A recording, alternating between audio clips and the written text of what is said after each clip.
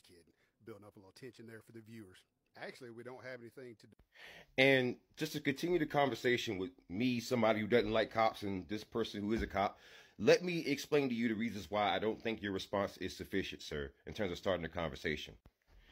And now I see that you didn't want to address all the predators, the child predators within law enforcement, but it goes deeper than that, right? Because see, many people in your profession, because you will say, hey, I'm not in this state, I'm not in this area, but people from different states supported the Louisville Metro Police Department when they took out Breonna Taylor. That is the truth. And if you say otherwise, you're lying, because I literally screenshotted comments. I literally was making content about this, and there were cops literally doing that.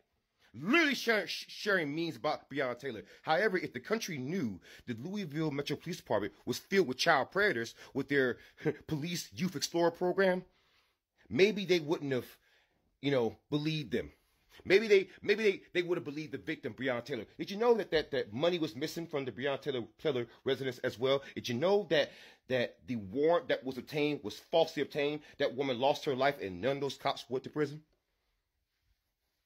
Did you know that the same Louisville Metro Police Department had a Police Youth Explorer program where they had officers who were child predators and they hid 738,000 files? And yet people in your sickening, pathetic profession defended that. That was out there. This is put out there in 2020. There's no excuse.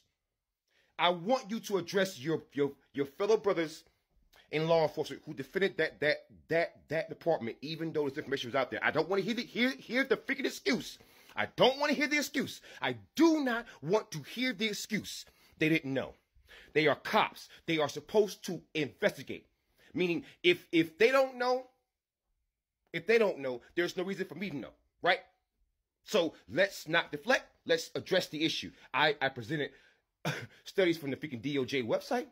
I presented studies from all over the country, news articles. Let's address that. Let's not just say the thing of, well, people are bad and anybody who does it is bad. No, let's get into the conversation. Why are there so many child predators in your profession? Why are there so many of them? Why is it, by the stats, one of the worst professions in the country? School resource officers are a prime example of that. And you can't even lie about it because I've already showed you the freaking evidence.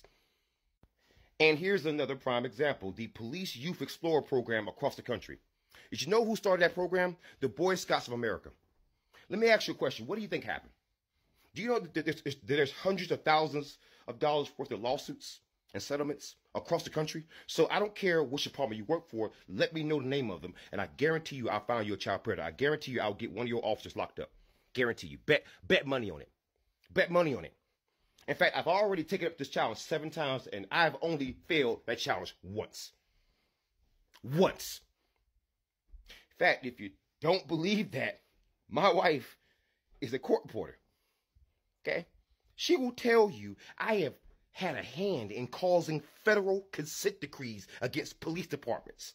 She will tell you I've had officers charged, convicted.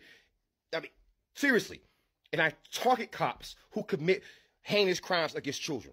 That's who I target. In fact, if you want to see how deep it gets, if you want to understand the hatred I have for your profession, I want you to see this one case. And now what I'm about to show you is very traumatizing, but when you see how I got involved in this case, you're going to understand the rage.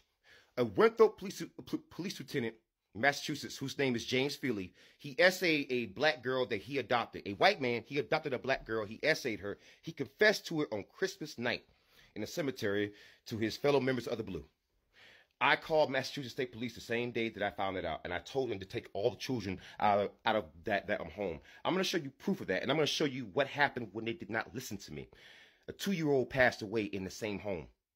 But I'm going to show you that I warned them before that even happened. A child being raped, it doesn't matter.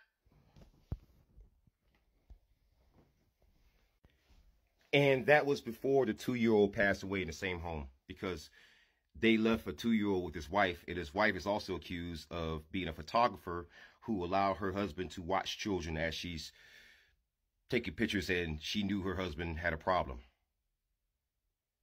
So when I say watch children, I mean he watched them and he would do things to show that he enjoyed what he saw. And they didn't listen to me. And the 2-year-old black child would go on to passed away in the same home. And as you can see, I was right. Because if you listen to the phone call, I'm not sounding like I'm upset over a 2-year-old passing. I'm upset because a 10-year-old black girl was essayed by this police lieutenant, and the town of Worthorpe was covering up.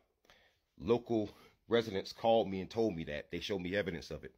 And then aside from that, they didn't listen to me when I told them to take all the children out of the home because this man had been adopting black children for over 20 years and been essaying them. Well, 2-year-old black child is no longer with us. Listen, I want you to directly address that. I want you to not skip past it. Don't just say the whole stock thing of, well, it's bad. Nope, let's discuss that in detail, in painstaking detail. I was the only journalist in the country, only one in the country who was on this case like that. You seeing I do this every day. I interfere in cases because people in your profession are trash. Sorry, but when I have back-to-back cases, it is not on you to judge me for generalizing. It is on you to fix your damn profession. Holy smokes. What you just heard and what you just saw, there is no excuse for it, man. Why am I having to do this all the time? Why am I having to do this all over the country? Do you not think at some point this is disgusting? I am a survivor fighting for other survivors, and people in your profession are giving me hell on high water. I haven't seen my other son in years. Retaliation. I've been pulled over by random cops. I've been harassed by random cops. They have stopped doing that after I told them the next time you do that, I will use my military training against you. They got that now. That's the only reason why they fucking stop. Yes. Do you not see, whereas if I've been exposed to all this stuff and been experiencing retaliation, it is now on you to say something? That being silent is complicity now? Because, let's be honest, you weren't fighting this shit. You weren't.